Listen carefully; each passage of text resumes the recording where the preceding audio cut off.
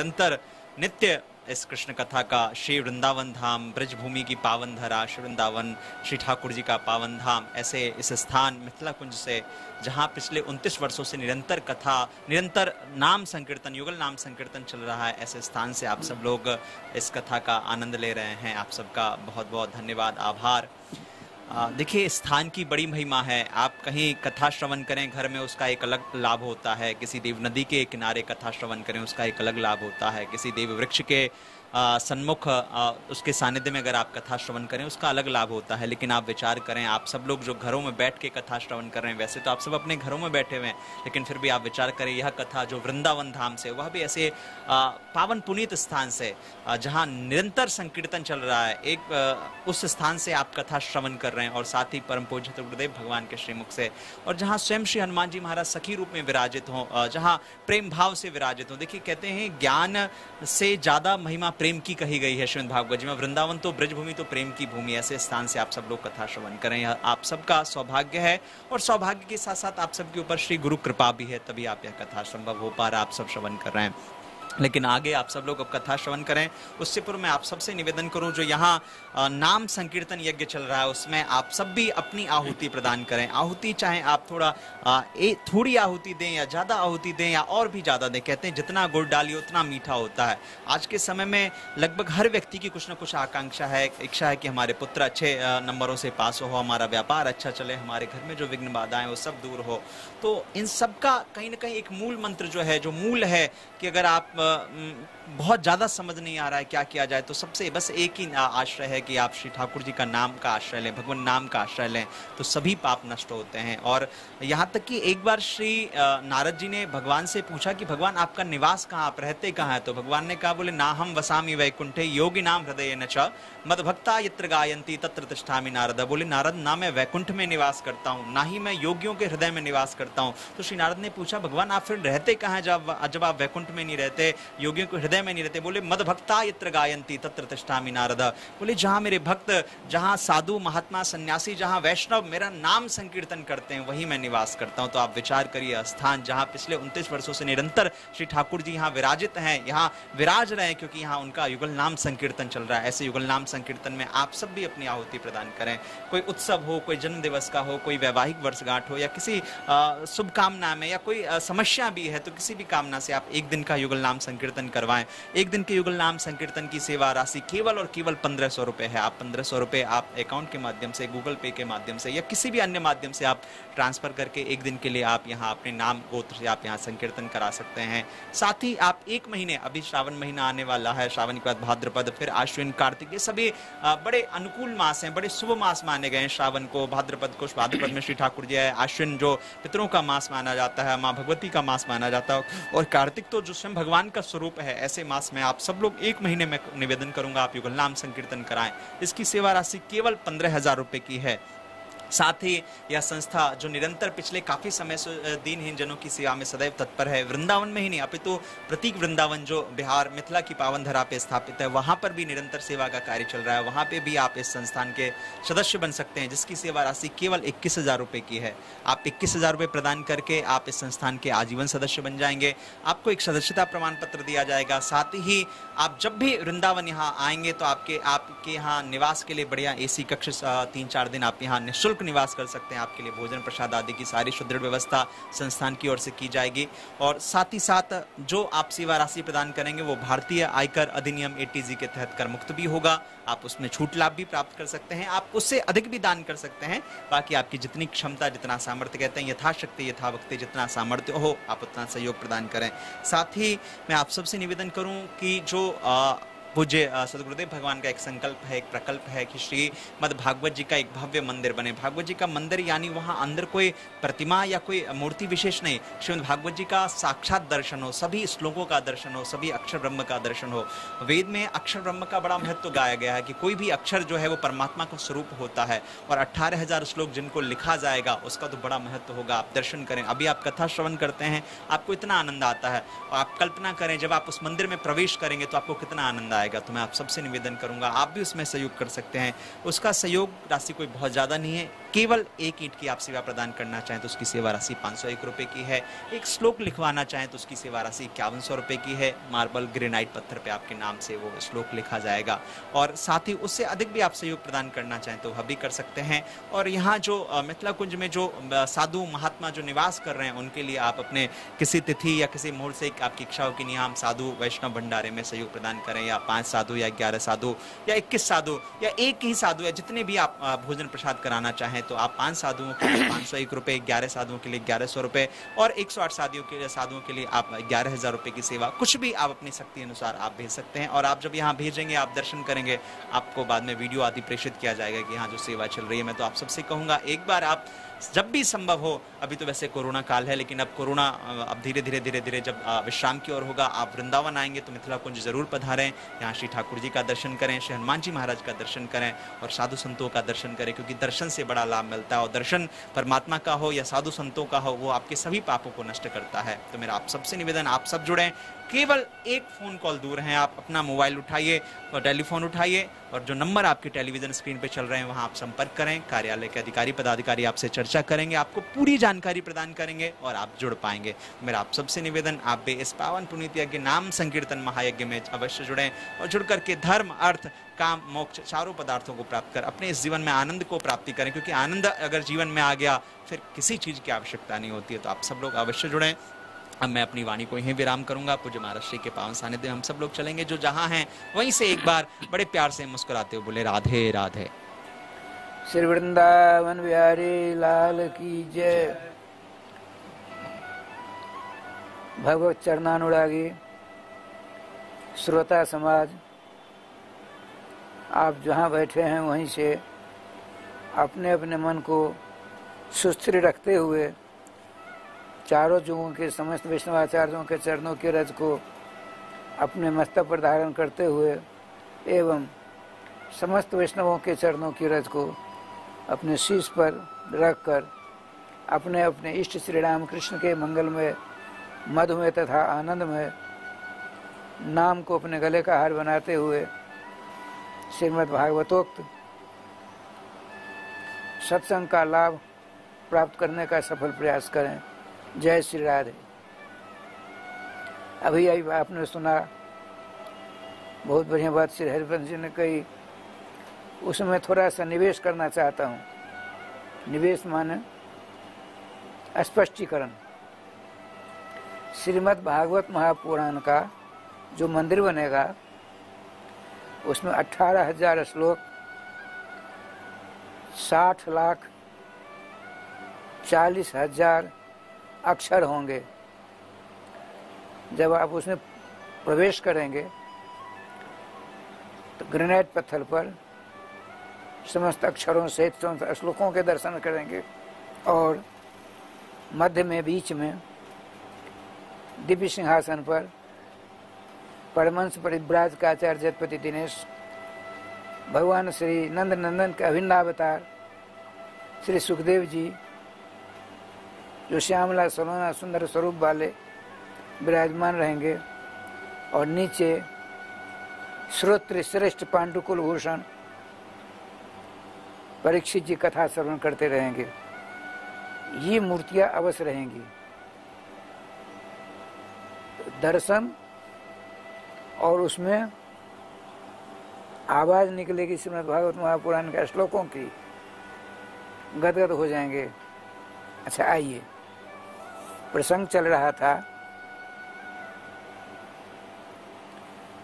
श्रीमान भक्ताग्रगण्य भक्त सम्राट ध्रुव जी के वंश परंपरा में 10% आगण हुए।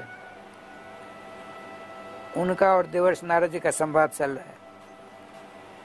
देवर्षि नारद जी उन लोगों ने पूछा, सबसे श्रेष्ठ, सभी प्रकार से गुणों से युक्त जो कौन है, जिनकी एक की आराधना करने से, एक की पूजा करने से 33 करोड़ देवता स्वतः पूजित आराधित सेवित हो जाते हैं।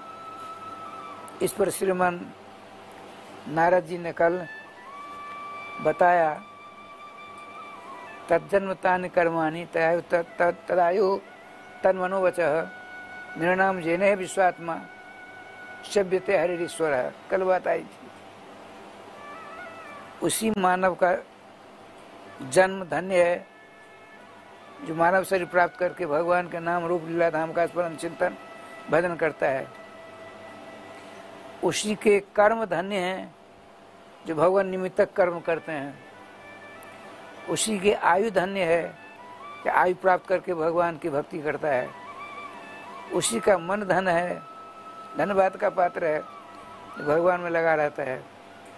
उसी के वचन धन्य हैं जो भगवान के आनंदमयी कथा का कथन करता है और श्रवण भी करता है। और तुमने जो कहा राजकुमारों, देवर्षि नारद जी कहते हैं सर्वश्रेष्ठ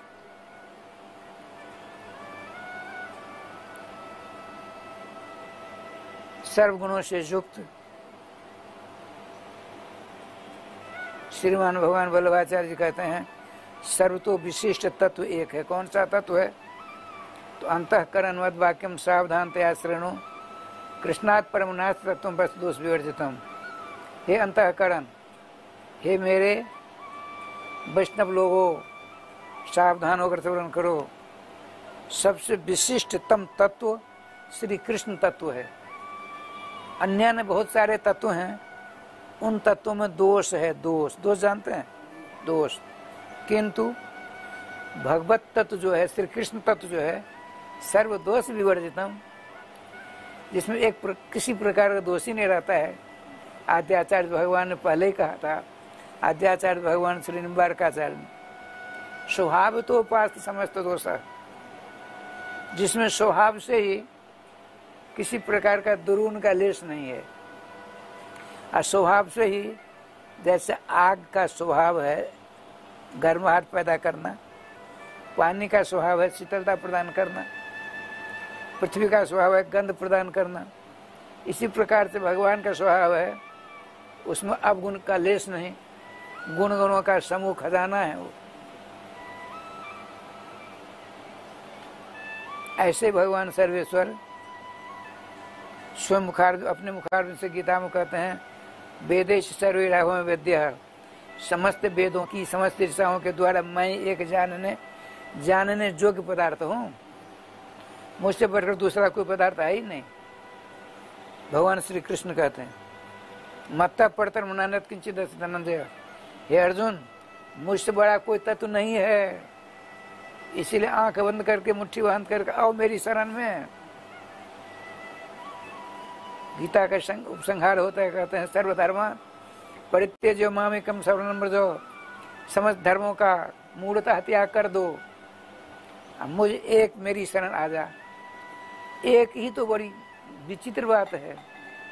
एक माने कभी हम गंगा को मान लेते हैं, कभी जमुना को मान लेते हैं, कभी किसी को मान लेते हैं। ये व्यभिचारिणी भक्ति है। और व्यभिचारिणी भक्ति क्या है?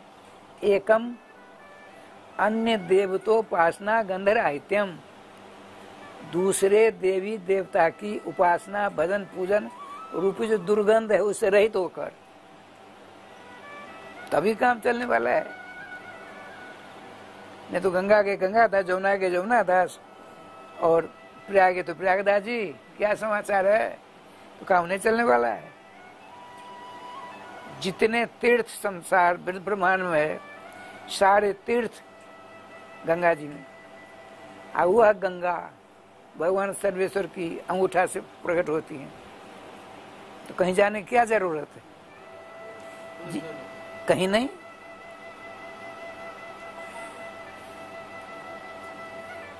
एक बार की बात सुना देता हूं। देवर्षि नारद जी ने जब पदार्पण किया श्री नंद बाबा के यहाँ, नंद बाबा ने कहा आप कहाँ से पधारे हो? प्रयागराज। महाराज प्रयागराज की महिमा तो बड़ी विलक्षण है, महिमा सुनाई, उनकी पूजा हुई, चले गए। अब आपने ब्रजवासियों को बुलाया, कहा देखो चलो प्रयागराज। अब प्रयागराज जब गए, तीर्थों का राजा प्रयाग, जितने तीर्थ हैं 3.5 करोड़ तीर्थों का राजा प्रयागराज। त्रिवेणी गए होंगे।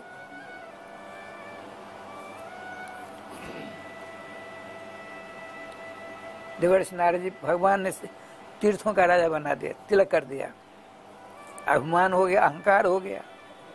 अब तो मैं प्रभुता पाए काय मत नहीं। जिसको कुछ अधिकार मिल जाता है उसको अहंकार होता ही है। प्रासंगिक बात सुनाता हूँ। एक महात्मा थे, मैं तो बहुत दिनों से रहता हूँ ना, वो बड़े कंजूस थे। उन्हीं के लोग, उन्हीं को भंडारा होता, झाड़ा बहुत होते थे पहले, उनको मालिक बना देते थे। जहाँ लड्डू पूरी साग सब्जी रखे हुए हैं वहाँ वो रहेंगे।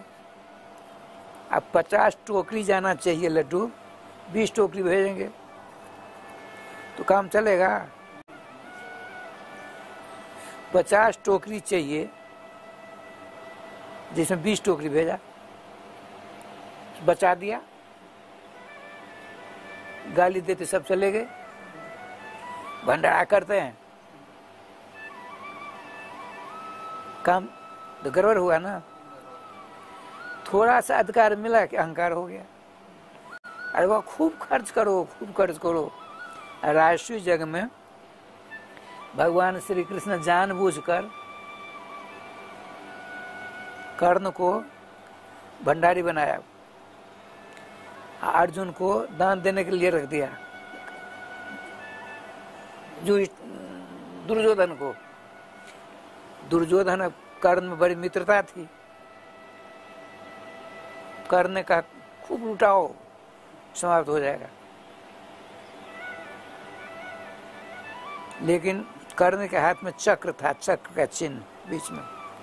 जितना खर्च करो उससे 10 गुना आ जाएगा। 1 करोड़ खर्च किया, 10 करोड़ आ गया, उसको पता नहीं था। भगवान श्री कृष्ण ने आज जिस जग में जितना दान होता है उतना जस मिलता है, पता ना।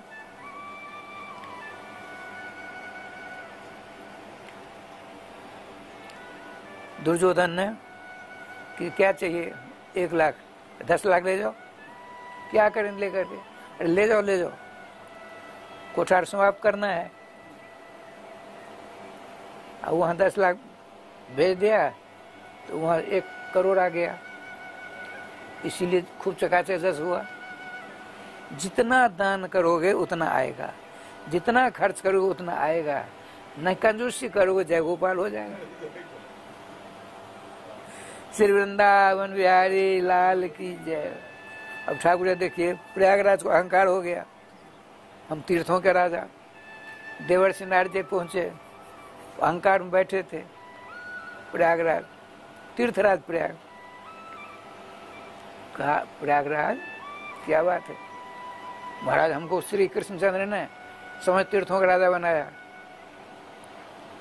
इधर आइए, कान में कह दी बात।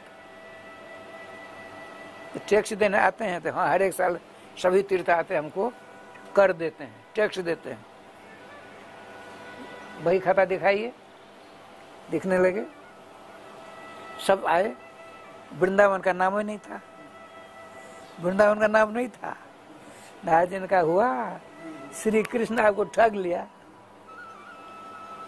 नारद बाबा ने कहा श्याम सुंदर ने आपको ऐसा ठगा, आप झूठे के तीर्थराज हुए।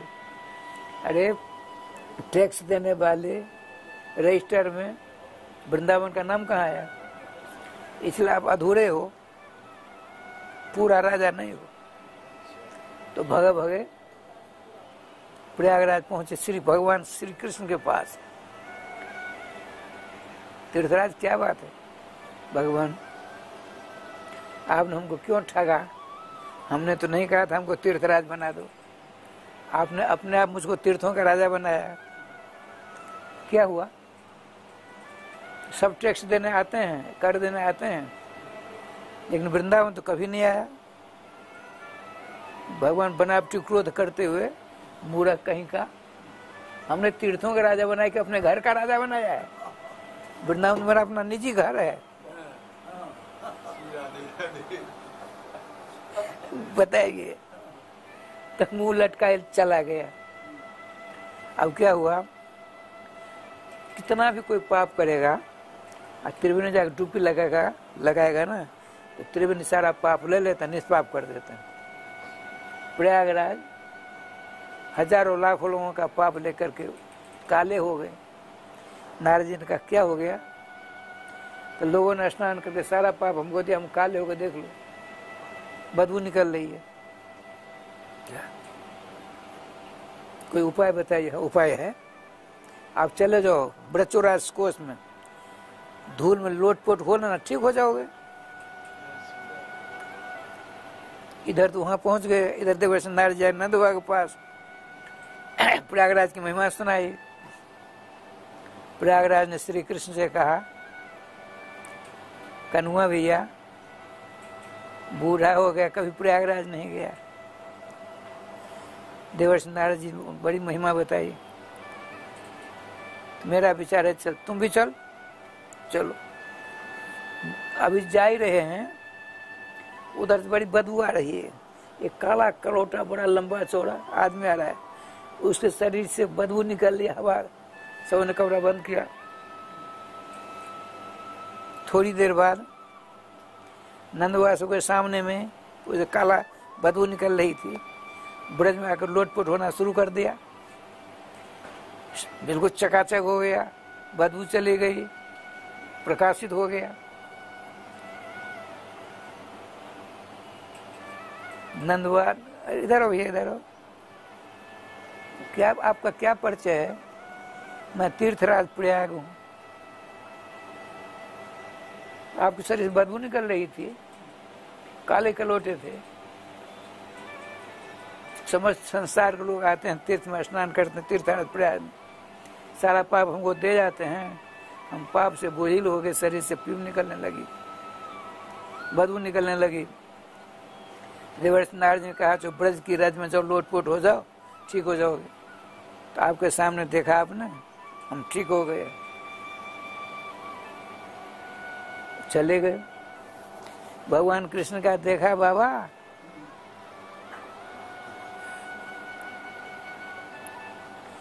श्रीधाम वृंदा ब्रजोराज कोष में जितने ब्रह्मांड के तीर्थ हैं, सब के सब यहाँ विराजमान है, कहीं मत जाओ।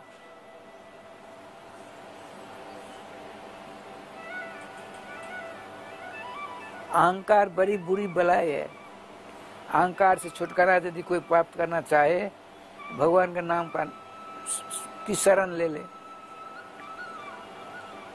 यदि मन इधर हो भगे, जोर शोर से कीर्तन करे, राधे कृष्ण कृष्ण कृष्ण राधे राधे, राधे श्याम श्याम श्याम राधे राधे। यदि आप अपने मुंह से नाम ध्वनि सुनते रहेंगे तो न नींद आवेगी, न मन कहीं जाएगा। ये नियम है।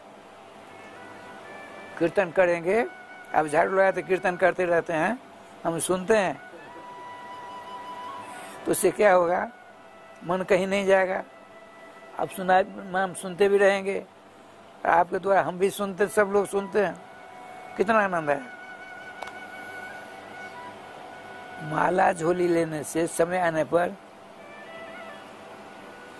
नींद आ जाती, और जोर जोर से कीर्तन करने पर नींद नहीं आती। ये नियम है।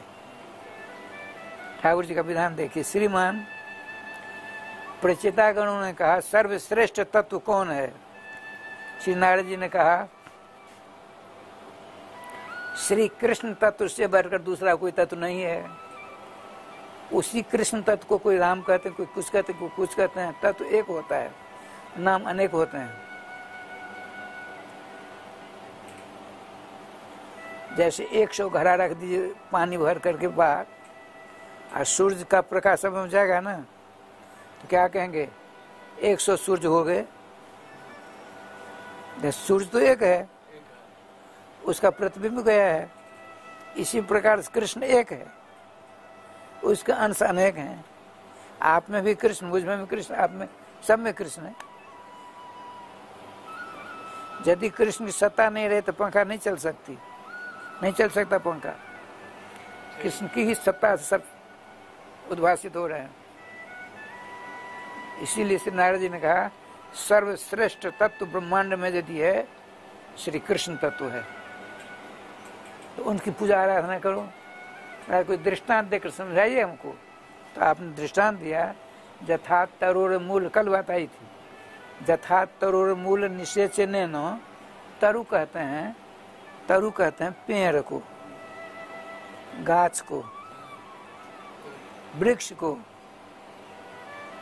जैसे प्रचेतागणों सुनो, जैसे एक पेड़ की, एक वृक्ष की जड़ में पानी देने से उस वृक्ष की समस्त शाखाएं, डालियां हरी भरी हो जाती हैं।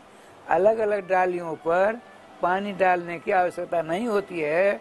ठीक इसी प्रकार से भगवान श्री कृष्ण के नाम, भगवान श्री कृष्ण का ध्यान, भगवान श्री कृष्ण के चरणों की वंदना, उपासना, सेवा, शुश्रूषा करने मात्र से ही समस्त देवता स्वतः पूजित, आराधित, सेवित हो जाते हैं। अलग अलग देवताओं की पूजा करने का समय नहीं तुम्हारे पास में है। इसीलिए एक ही साधे सब सधे, सब साधे सब साथ। एक श्रीमान भगवान सर्वेश्वर श्याम सुंदर की वो जड़ हैं, उनको पकड़ लो, स्वतः सब पूजित हो जाएंगे। महाराज वृक्ष को बचाने के लिए वृक्ष की जड़ में पानी नहीं देकर हम उसकी डालियों पर पानी देंगे, पानी नीचे आकर के उसको बचा लेगा। श्री कृष्ण बहुत बड़े हैं, उनकी सेवा पूजा की विधा बहुत बड़ी होगी। नहीं, कुछ नहीं। देखो, पेड़ को तो तुम बचा सकते हो, लेकिन तुम्हें भूख लगे, कई दिनों के भूखे हो, और किसी ने भोज्य पदार्थों से भरी थाल या पतल तुम्हारे सामने रख दी, और उसको देखते देखते तुम्हारी भूख मिटेगी? नहीं मिटेगी। तो प्राणोपहारा जथेन्द्रियाणाम तथैव सर्वार हनमच्युतेज्या।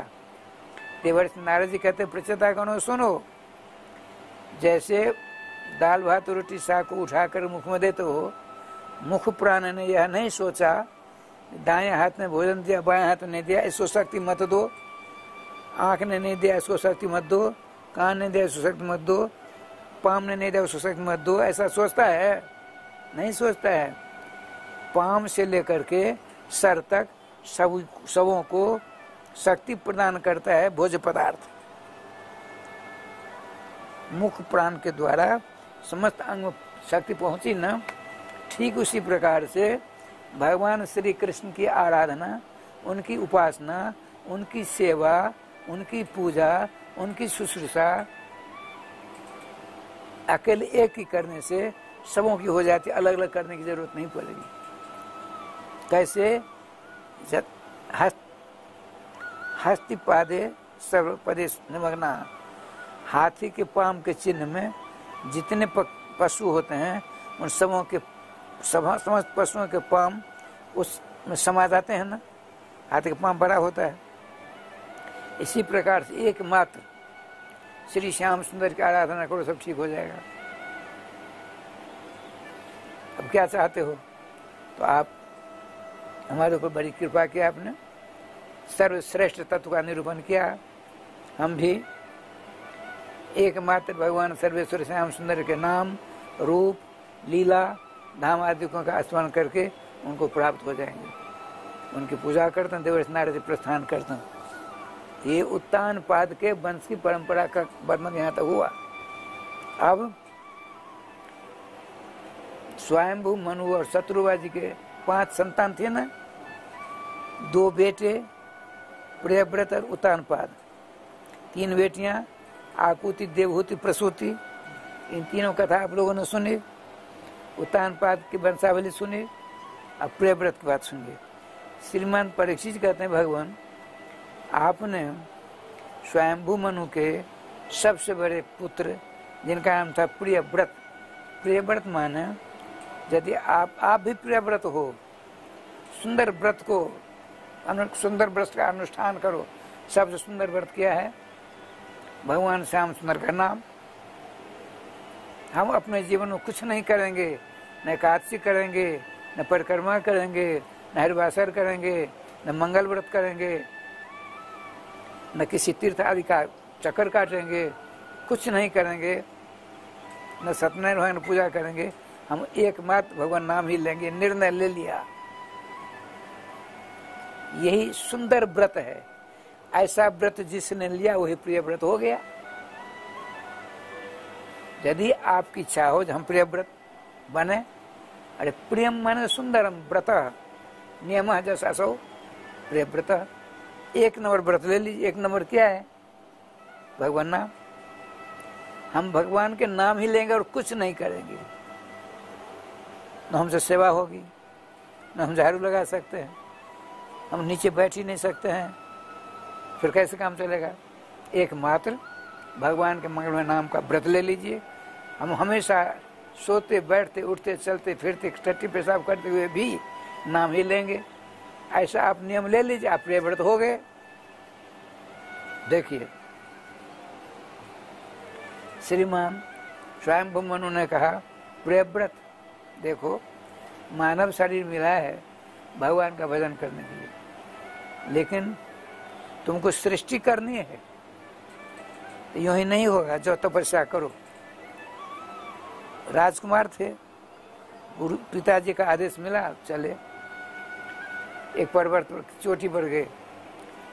उन्होंने सोचा क्या करूं, समझ में बात नहीं आती है। भगवान का स्मरण किया, नारद बाबा आ गए, नारद जी आ गए। नारद जी ने सोचा अच्छा हुआ, प्रिय व्रत को ऐसा मंत्र दो भजन करते करते भगवान को प्राप्त हो जाए। उन्होंने सत्संग प्रारंभ किया। राजन राजकुमार क्या करने आए हो? तो पिताजी ने कहा है भजन अनुष्ठान करके शक्ति उपार्जन करो, तो सृष्टि करना। अरे राम, मानव शरीर 2,98,00,00,000 जन्म के बाद मिलता है। तुम्हारे पिता की कृपा से तुमको मानव शरीर नहीं मिला है। तुम्हारे पूर्वजन की भजन आदि से अनुष्ठान आदि से मानव शरीर नहीं मिला है। तुम्हारा शरीर छूटेगा, पिता तुम्हारे साथ नहीं जाएंगे। तुम्हारे पिताजी का शरीर छूटेगा, तुम साथ नहीं जा सकते हो। इसीलिए तुमको अपना काम स्वयं करना होगा। क्या करें गुरुजी? भजन करो। भगवान श्री कृष्ण का ध्यान बताया, उनके मंगल में मंत्र दिया कि उनका नाम जाप करो। ये बात हो ही रही थी, इतने में भगवान ब्रह्मा जी ने सोचा ये तो प्रिय व्रत को बाबा जी बना देंगे, ये तो ठीक नहीं। तो हंस पर बैठकर ब्रह्मा जी आगे हुआ। ब्रह्मा जी के बेटा कौन? नारद जी। और ब्रह्मा जी के पौत्र कौन? प्रियव्रत जी। ब्रह्मा जी के बेटा स्वयंभू मनु, उनके बेटा पौत्र हुए ना। नारद जी ने देखा अब क्या करूं, पिताजी आ गए, हम तो इनको ऐसा उपदेश दे रहे थे महात्मा बनकर भजन करते बहुत धाम जाते। पिताजी आ गए, दोनों उठकर दंडवत प्रणाम करते हैं। चौथा समय पत्थर के चट्टान पर बैठ गए ब्रह्मा जी। नारद जी बैठे हैं सामने और प्रियव्रत बैठे हैं, ब्रह्मा जी बैठे हैं, हाथ जोड़े हैं नारद जी और प्रियव्रत जी।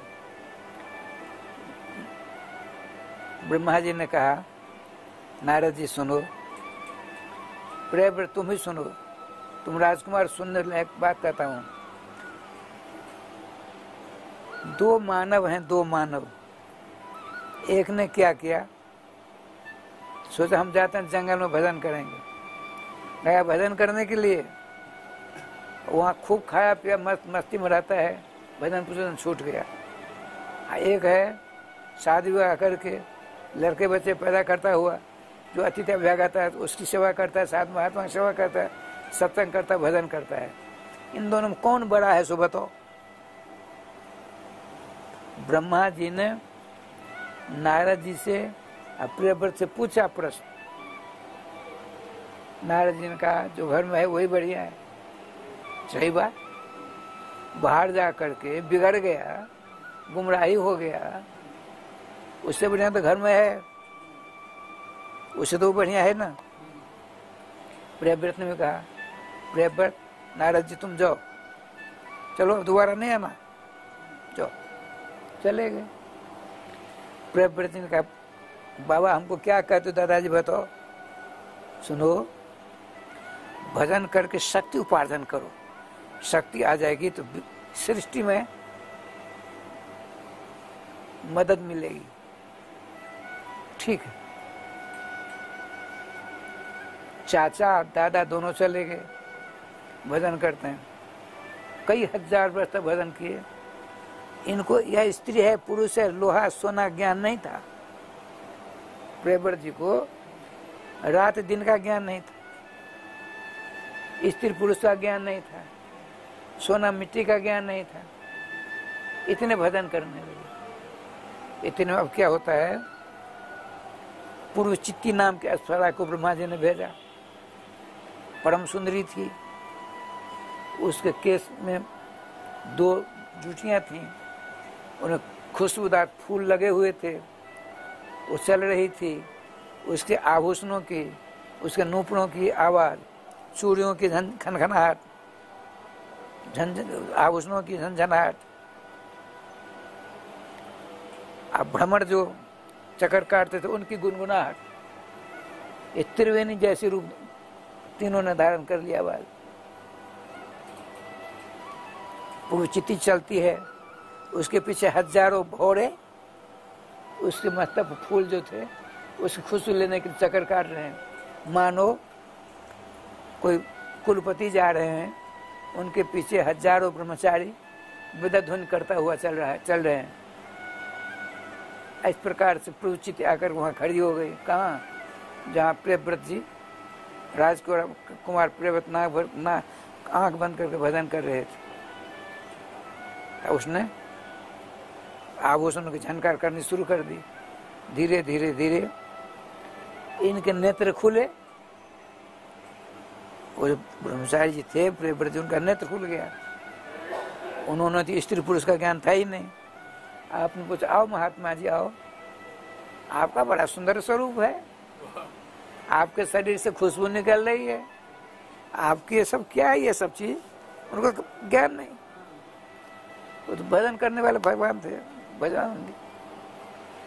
अच्छा, आप जिस जंगल में भजन करते हो वो जंगल बहुत बढ़िया होगा, हमको नहीं दिखा सकते हो, चलिए। तो उनके गले, उनके कंधे पर हाथ रख दिया। उस महात्मा प्रियव्रत कंधे पर हाथ रख दिया, बड़े आनंद से। जो साथ में कोई पदार्थ मुंह में देने लगी, रसगुल्ला, चमचम, राजभोग, खीर मोहन, कभी तो खाया था नहीं, बड़ा अच्छा लगा। देवी ये क्या चीज है, चलिए ना। धीरे धीरे धीरे उनको उनके राज में ले आई, राज में ले आई।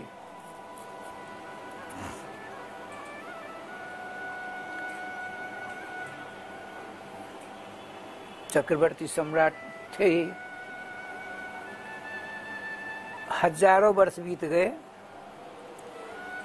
उर्वशी और प्रियव्रत दोनों रहने लगे। हजारों वर्ष, रात दिन का ज्ञान ही नहीं।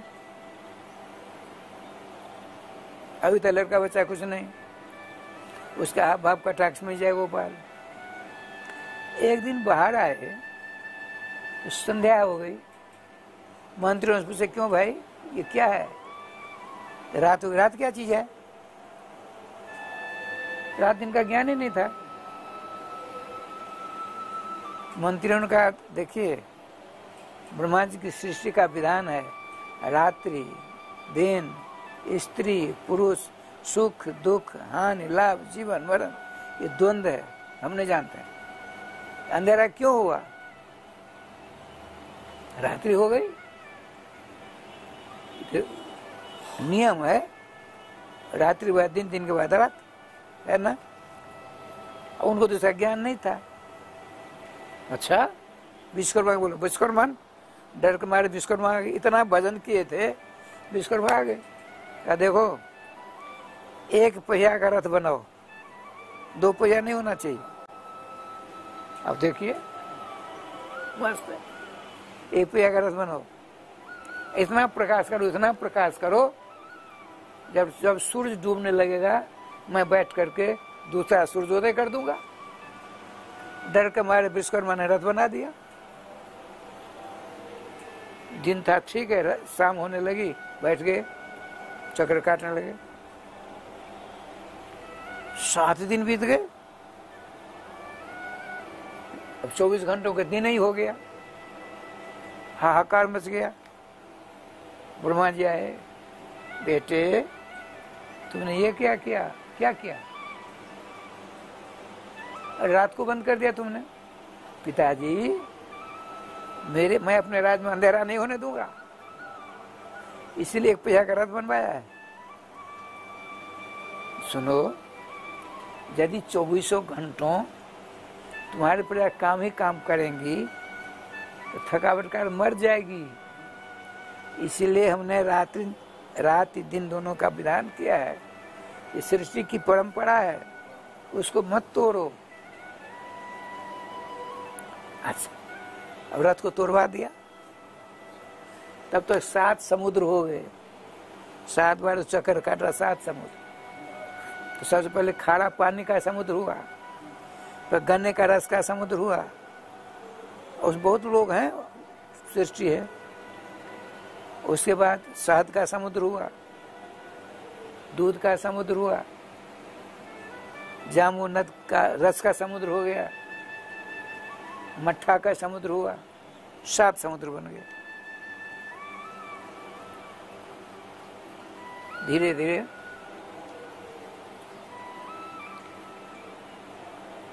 एक बेटा हुआ इनका प्रियव्रत जी, एक बेटा जिसका नाम रखा आग्निध्र। आग्निध्र आपने कहा देखो, हमने लाखों वर्ष भोग लिया, उसे शांति नहीं, भोग से शांति नहीं मिलती है, भोग से रोग मिलता है, भोग से रोग होते हैं। शांति तो जोग से मिलता है, आनंद जोग से मिलता है, भोग से नहीं मिलता है। भोग से दुर्गति होती है, जोग से शुभ गति मिलती है, शुभ गति। श्रीमान गर्गाचार्य जी कहते हैं, जीवाम लब्ध्वा बुझ्जा कृष्णम कीर्तनीयम न कीर्तियेत लब्ध्वा मोक्ष निश्रेणिम सो नारोहति दुर्मति। जिसने भगवान की दी हुई देह को प्राप्त कर, साथ साथ जिह्वा को प्राप्त करके अत्यंत कीर्तनीय भगवान श्री कृष्ण के नाम का कीर्तन भजन नहीं करता है, उसको दुर्मति कहना चाहिए, दुष्ट कहना चाहिए, आत्मघाती कहना चाहिए उसको। क्यों? प्राप्त लब्ध्वा मोक्ष निश्रेणिम, मोक्ष है न, मोक्ष वहां तक जाने के लिए मनुष्य शरीर नशेनी है, सीढ़ी, जानते हैं सीढ़ी है, और उसको प्राप्त करके भी उसने मोक्ष को प्राप्त नहीं किया, तो अपने आप साथ आत्मघाती हुआ कि नहीं हुआ? श्रीमान प्रियव्रत जी कहते हैं, आग्निध्र, बेटे का नाम आग्निध्र है, तुमको अपने प्राण के समान अपनी प्रजा की देखरेख करनी है। अब हम चलते हैं भजन करने के लिए, सब कुछ छोड़ छाड़ करके चले गए उसी पर्वत पर। अब सब भूल गए थे। आपने कहा गुरुदेव कृपा करके आइए, गुरुदेव आइए, गुरुदेव आइए, हम कुछ नहीं जानते हैं, कृपा करिए। देवर्षि नारद जी आ गए, उनके चरणों में प्रणाम किया। क्या बात है भगवान, आपके कथनानुसार मैंने जो भजन नहीं किया तो लाखों जन बर्बाद हो गए, लाखों वर्ष की आयु बर्बाद हो गई, भजन नहीं किया। अब क्या करें सो बताइए? कुछ नहीं, नाम का जाप करो। नाम का जाप करते करते राधे श्याम जी करते करते भगवान को प्राप्त हो गए। कौन? प्रियव्रत जी बताते हैं, प्रियव्रत जी जैसा चरित्र आज तक किसी ने नहीं किया। अरे एक पहिए के रथ पे बैठ कर 7 समुद्र बना दे, किसी ने आज तक बनाया? 7 समुद्र अब तक उपलब्ध जितना है, खारे पानी का समुद्र उपलब्ध, क्षीरसागर नहीं मिल रहा है, कुशियार के गन्ने का रस का समुद्र नहीं मिल पा रहा है, घृत का समुद्र नहीं मिल पा रहा है, दही का समुद्र नहीं मिला है, मट्ठा का समुद्र नहीं मिल पा रहा है उतनी पहुंच नहीं हुई वैज्ञानिकों की, इसलिए नहीं है। वैज्ञानिकों की पहुंच देखिए, मंगल के सूर्य पर चले जाएंगे, आजकल के वैज्ञानिकों ने यहाँ तक कर लिया है, जो मर जाता है उसको पुनः जलाने का प्रयास नहीं हो पाया है। तो कोई मर गया उसको जला दो, नहीं जला पाते, सब कुछ बना लेते हैं, जान नहीं दे पाते। आपकी दुकान बहुत बड़ी है, आप अकेले हैं, 4 नौकर चाहिए, तो रिमोट से नौकर बना देते हैं। और जा क्या चाहिए? किशमिश चाहिए 1 किलो, वो जो लोहे का आदमी जाकर ला कर दे देगा, बोलेगा नहीं, जान नहीं है। जान लेना देना भगवान के हाथ की बात है। भगवान इसीलिए तो भगवान है। राधे राधे राधे। भला बताइए, कोरोना बीमारी कैसे फैल गई? पूरे केवल भारत में नहीं, पूरे विश्व में त्रयमान कर रहे हैं सब कुछ।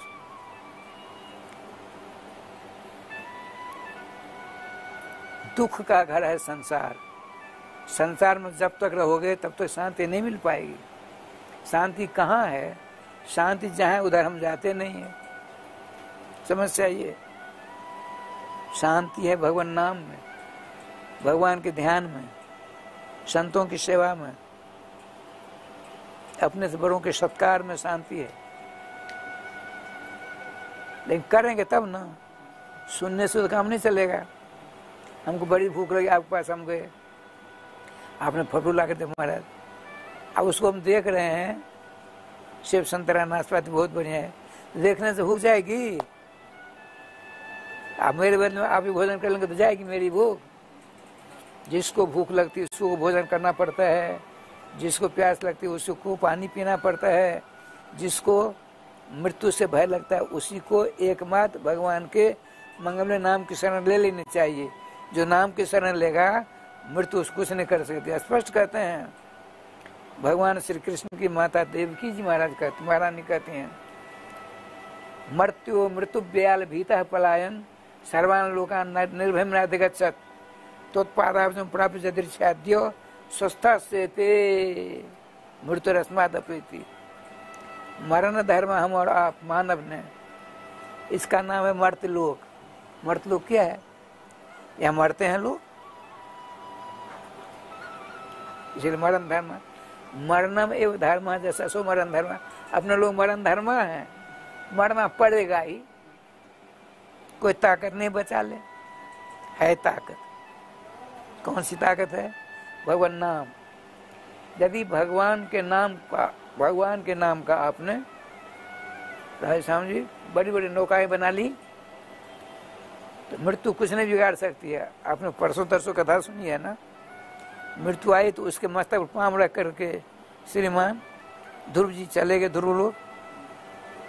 हुआ कि नहीं? तो ऐसे ऐसे इक्का दुक्का होते हैं, सब नहीं हो सकते। करेंगे तो क्यों नहीं होगा? कर ही नहीं सकते हैं। क्यों? भगवान की माया इतनी बलवती है, ये परेशान कर देती है। अब कहाँ जाओ? अब देखिए, इसे धैर्य अवस्था में यदि 15-20 वर्ष पहले इच्छा होती तो मंदिर तैयार हो गया होता। देने वालों की कमी नहीं है, लेकिन दुर्भाग्य है भारत का। भगवान के अनेक देवताओं के अनेक अवतारों के मंदिर बड़ा है, प्रत्येक गांव में मंदिर है, कई मंदिरें हैं। भारत के कोई ऐसा गांव नहीं जहां मंदिर नहीं हो। अरे किसी न किसी का मंदिर है। लेकिन अनंत जीवों का कल्याण जिससे होता है, हुआ है, हो रहा है और होगा, वो कौन सा है? श्रीमद् भागवत महापुराण, जिसमें 12 स्कंद हैं, 335 अध्याय हैं, 18,000 श्लोक हैं और 60,40,000 अक्षर हैं। तो इसका मंदिर हो जाना चाहिए अब तक, लेकिन दुर्भाग्य है भारत भूमि की, जो भारत भूमि पर अब तक भागवत जी का मंदिर नहीं बना।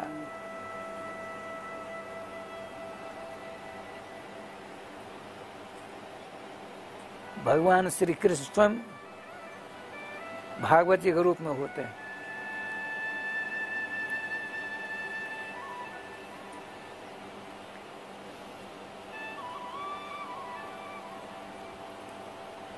ऐसा भी आता भगवान सारा जो प्रकाश भागवत में आकर आ गया, ऐसा भी है स्वयं श्री कृष्ण भागवत जी बनते हैं, ऐसा भी है भागवत बनकर तैयार कर देते हैं।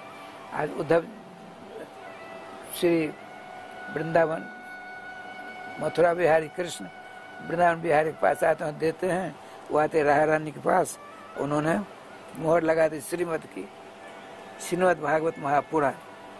तब श्रीमद् भागवत महापुराण बनने तो अनेक लोगों का कल्याण हुआ। या कितना भी पापी तापी दुराचारी गो हत्यारा भ्रूण हत्यारा राज हत्यारा क्यों नहीं हो, यदि श्रीमद् भागवत की शरण ली उसका कल्याण होकर रहा, इसमें दो राय नहीं है। लेकिन दुर्भाग्य अब तक भागवत जी का मंदिर नहीं बना। तो ग्रैनाइट अक्षर पर ग्रैनाइट पर श्लोक लिखे जाएंगे और उस मंदिर में राधे राधे होगा, और श्रीमान सुखदेव जी की बहुत बढ़िया दिव्य सिंहासन विराजमान मूर्ति रहेगी, और नीचे कथा श्रावक के रूप में पांडुकुल भूषण श्रीमान परीक्षित जी विराजमान रहेंगे। ये पहले क्यों नहीं हुआ, मैं इसी बात कर रहा था। जब उनकी जैसी इच्छा हुई वही होगा, आपकी इच्छा नहीं काम कर सकती है। आप इच्छा परम नास्ति, दैव इच्छा परम बनम। इसीलिए क्या करो, खाते पीते सोते बैठते चलते फिरते हर हमेशा जुगल नाम महामत, जुगल नाम महामत किसको कहते हैं? श्री हरिवंश जी बार बार कहते हैं, जुगल कहते हैं। जुगल माने दो, राधे कृष्ण कृष्ण कृष्ण राधे राधे, राधे श्याम श्याम श्याम राधे राधे। ये इसको कहते हैं जुगल नाम महामंत्र। और हरे कृष्ण कृष्ण कृष्ण हरे हरे, हरे राम राम राम हरे हरे, ये महामंत्र कहे जाते है ना, महामंत्र। अकल संतरण उपनिषद में आया है, हरे राम राम राम हरे हरे, हरे कृष्ण कृष्ण कृष्ण हरे हरे। ये उपनिषदक मंत्र है, उसमें सबका अधिकार नहीं है। इसलिए कल पावनावतार श्रीमान चैतन्य महाप्रभु ने उसको पलट दिया। कल वेद के मंत्रों में सबों का अधिकार नहीं है, लेकिन नाम में तो अधिकार है। तो उन्होंने क्या कर दिया, पहले हरे राम था, पहले अब उन्होंने कर दिया हरे कृष्ण कृष्ण कृष्ण हरे हरे, हरे राम राम राम हरे हरे। ये महामंत्र हुआ। आइए जुगल मंत्र जुगल नाम महामंत्र क्या कहते हैं, किसको कहते हैं? तो राधे कृष्ण कृष्ण कृष्ण राधे राधे, राधे श्याम श्याम श्याम राधे राधे। जितने श्रोता हैं आप लोग अच्छे कच्चे बच्चे सबों को देखिए, खर्चा 1 पैसा नहीं है, अभी ना नाम से काम चलने वाला नहीं है। नाम लीजिए, नाम के बाद तत्व दीर्घकालानुसेवनात्, कुछ दिनों तक आप सेवन करेंगे, नाम भगवान की ऐसी असीम अनुकंपा आपके ऊपर हो जाएगी, आप धन्य हो जाओगे। अब श्रीमान हरिवंश जी आपसे कुछ कहेंगे, सुनिए। जय श्री राधे, जय जय लाल की जय। एक बार सब लोग प्यार से मुस्कुरा के बोलिए राधे राधे, श्री राधे। यह हम सबका बड़ा सौभाग्य है कि पूज्य महाराज जी के सद्गुरुदेव भगवान के श्रीमुख से श्री कृष्ण कथा का हम सब लोग रसास्वादन कर रहे हैं। आज यह नाम संकीर्तन महायज्ञ जो पिछले 29 वर्षों से निरंतर श्रीधाम वृंदावन में चल रहा है, यहाँ पे कुछ भक्तों ने अपनी सेवा प्रदान की है। मैं उनके नामों की घोषणा करता हूँ। उसके पश्चात और भी जानकारी। श्री गोपाल झा जी विरार मुंबई से हैं। आपने श्रीमद् भागवतम मंदिर के लिए 51,000 रुपये का सहयोग प्रदान किया है। आपका बहुत बहुत धन्यवाद, बहुत बहुत आभार। 51,000 रुपये आपने यहाँ जो श्रीमद् भागवत मंदिर के लिए भेजा है निर्माण के लिए, वास्तव में प्रशंसनीय है। श्री पूज्य महाराज जी की ओर से, सभी वैष्णवों की ओर से और साथ ही साथ मिथिला कुंज परिवार की ओर से भी आपके लिए बहुत बहुत धन्यवाद, आभार। साथ ही एक दिन का नाम संकीर्तन के लिए गुप्तदान है 1,500 रुपये का, आपका भी धन्यवाद। एक भागवत मंदिर के लिए 1 ईंट की सेवा राशि प्रदान की है, गुप्तदान है, आपका भी धन्यवाद। एक और 1 ईंट की सेवा राशि गुप्तदान है, आपका भी धन्यवाद, आभार। और भी नाम हैं जिनके नामों की घोषणा हम कल करेंगे, लेकिन अब मैं आप सबको बताऊं, जो भी देख रहे हैं उन सबसे निवेदन, आप भी इस मिथिला कुंज परिवार के सदस्य बन सकते हैं, जहां पिछले 29 वर्षों से निरंतर युगल नाम संकीर्तन चल रहा है। श्री स्वयं श्री हनुमान जी महाराज सखी रूप में विराजित हैं। नित्य साधु संतों की, वैष्णवों की सेवा चल रही है। इस सेवा में आप भी अपनी आहुति सेवा प्रकल्प में सहयोग प्रदान कर सकते हैं। एक दिन के नाम संकीर्तन महायज्ञ की सेवा राशि केवल 1,500 रुपये की है।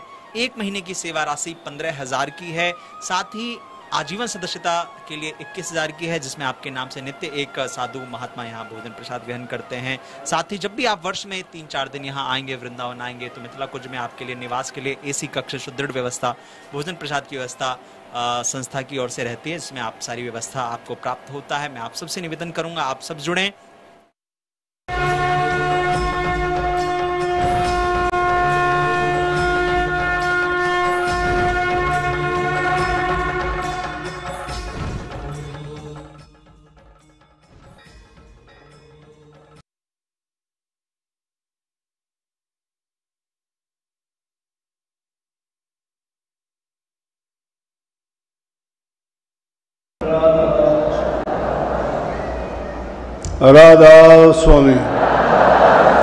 राधा स्वामी दयाल की दया, राधा स्वामी सहाय, राधा।